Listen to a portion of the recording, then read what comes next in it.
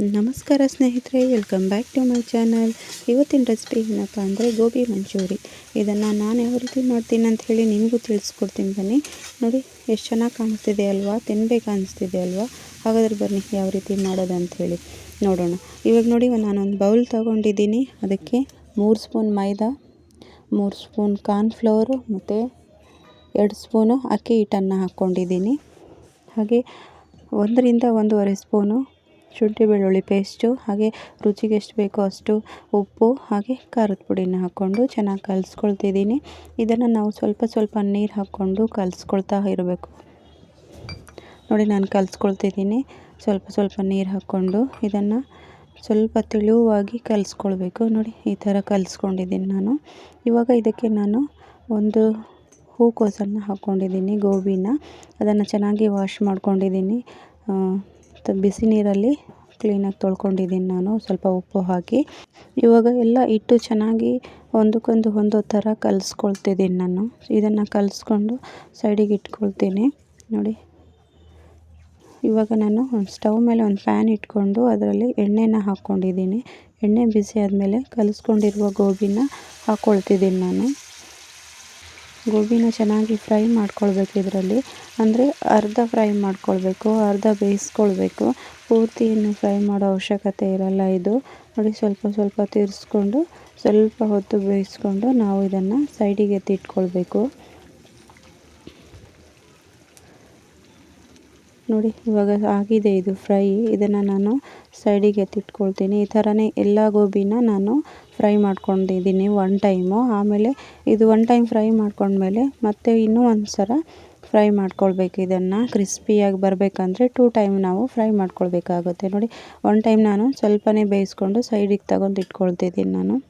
ಇವಾಗ ಎಲ್ಲನೂ ಫ್ರೈ ಮಾಡ್ಕೊಂಡು ಪಕ್ಕಕ್ಕೆ ಇಟ್ಕೊಂಡಿದ್ದೀನಿ ನಾನು. ಇವಾಗ ಸೆಕೆಂಡ್ ಟೈಮ್ ನಾನು ಎಣ್ಣೆನ ಚೆನ್ನಾಗಿ ಕಾಯಿಸ್ಕೋಬೇಕು ಮತ್ತು ಒಲೆ ಉರಿ ಜಾಸ್ತಿನೇ ಇರಬೇಕು. ಈ ಟೈಮಲ್ಲಿ ನಾನು ಸೆಕೆಂಡ್ ಟೈಮು ಗೋಬಿನ ಫ್ರೈ ಮಾಡ್ಕೊಳ್ತಿದ್ದೀನಿ.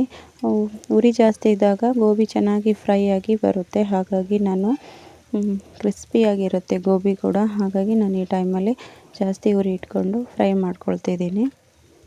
ನೋಡಿ ಆಗಿದೆ, ಕಲರ್ಫುಲ್ಲಾಗಿ ಕಾಣ್ತಿದೆ ಅಲ್ವಾ. ನಾನು ಇದರಲ್ಲಿ ಯಾವುದೇ ರೀತಿ ಕಲರ್ಸ್ ಕೂಡ ಆ್ಯಡ್ ಮಾಡಿಲ್ಲ, ಆದರೂ ತುಂಬ ಚೆನ್ನಾಗಿ ಕಲರ್ ಬಂದಿರುತ್ತೆ, ಹಾಗೆ ಕ್ರಿಸ್ಪಿಯಾಗಿ ಬಂದಿರುತ್ತೆ.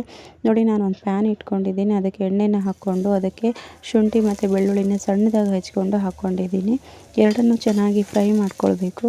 ಫ್ರೈ ಆದಮೇಲೆ ಒಂದು 3 ಹಸಿಮೆಣಸಿನ್ಕಾಯಿನ ಈ ಥರ ಕಟ್ ಮಾಡಿ ಹಾಕ್ಕೊಂಡಿದ್ದೀನಿ. ಇದನ್ನು ಚೆನ್ನಾಗಿ ಫ್ರೈ ಆದಮೇಲೆ ಒಂದು ಈರುಳ್ಳಿನ ಸಣ್ಣದಾಗಿ ಹೆಚ್ಚಿ ಹಾಕ್ಕೊಂಡಿದ್ದೀನಿ. ಈರುಳ್ಳಿನೂ ಕೂಡ ಚೆನ್ನಾಗಿ ಇದರಲ್ಲಿ ಫ್ರೈ ಮಾಡ್ಕೊಳ್ಬೇಕು. ಈರುಳ್ಳಿ ಫ್ರೈ ಆದಮೇಲೆ ನಾನು ಇದರಲ್ಲಿ ಕ್ಯಾಪ್ಸಿಕಮ್ನ ಹಾಕ್ಕೊಳ್ತಿದ್ದೀನಿ. ಗ್ರೀನ್ ಮತ್ತು ರೆಡ್ ಕ್ಯಾಪ್ಸಿಕಮ್ನ ನಿಮ್ಮ ಹತ್ರ ಇದ್ದರೆ ಹಾಕ್ಕೊಳ್ಳಿ, ಇಲ್ಲಾಂದರೆ ನಾವು ಇದನ್ನು ಸ್ಕಿಪ್ ಮಾಡಬಹುದು. ಇದನ್ನು ಹಾಕ್ಕೊಳ್ಳಿಲ್ಲ ಅಂದರೂ ನಡೆಯುತ್ತೆ.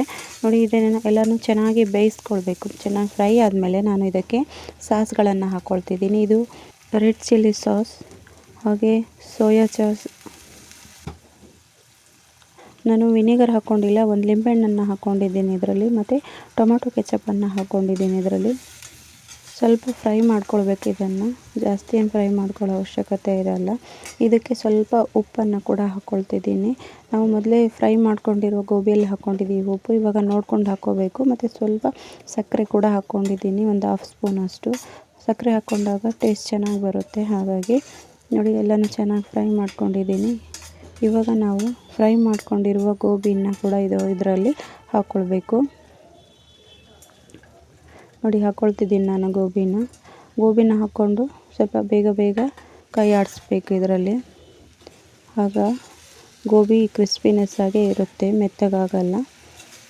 ಮಾಡಿದ ತಕ್ಷಣ ತಿಂದರೆ ಕ್ರಿಸ್ಪಿಯಾಗಿರುತ್ತೆ, ಟೇಸ್ಟ್ ಕೂಡ ಚೆನ್ನಾಗಿ ಬಂದಿರುತ್ತೆ ಸ್ನೇಹಿತರೆ. ಯಾರೆಲ್ಲ ನನ್ನ ವೀಡಿಯೋಸ್ನ ನೋಡ್ತಿದ್ದೀರೋ ಲೈಕ್ ಮಾಡಿ, ಹಾಗೆ ಸಬ್ಸ್ಕ್ರೈಬ್ ಮಾಡ್ಕೊಂಡು ನೋಡ್ಕೊಳ್ಳಿ ಸ್ನೇಹಿತರೆ. ನೋಡಿ ನಮ್ಮ ಗೋಬಿ ರೆಡಿಯಾಗಿದೆ. ಗೋಬಿ ಅಂದ್ರೇ ಮಕ್ಕಳಾಗಲಿ ದೊಡ್ಡವರಾಗಲಿ ತುಂಬ ಇಷ್ಟಪಟ್ಟು ತಿಂತಾರೆ ಅಲ್ವಾ ಸ್ನೇಹಿತರೆ. ಇದನ್ನು ಹೊರಗಡೆ ಹೋಗಿ ತಿನ್ನೋದಕ್ಕಿಂತ ಈ ಥರ ಮನೆಯಲ್ಲೇ ಮಾಡ್ಕೊಂಡು ತಿಂದ್ರೇ ತುಂಬ ಒಳ್ಳೆಯದಲ್ವಾ, ಹೆಲ್ತಿಗೂ ತುಂಬ ಒಳ್ಳೆಯದಲ್ಲ. ನಿಮ್ಮ ಮನೇಲೂ ಈ ಥರ ಗೋಬಿ ಮಂಚೂರಿನ ಮಾಡಿಕೊಂಡು ತಿಂದು ಟೇಸ್ಟ್ ಯಾವ ಥರ ಬಂದಿತ್ತು ಅಂಥೇಳಿ ನನಗೆ ಕಮೆಂಟ್ಸಲ್ಲಿ ತಿಳಿಸಿ ಸ್ನೇಹಿತರೆ.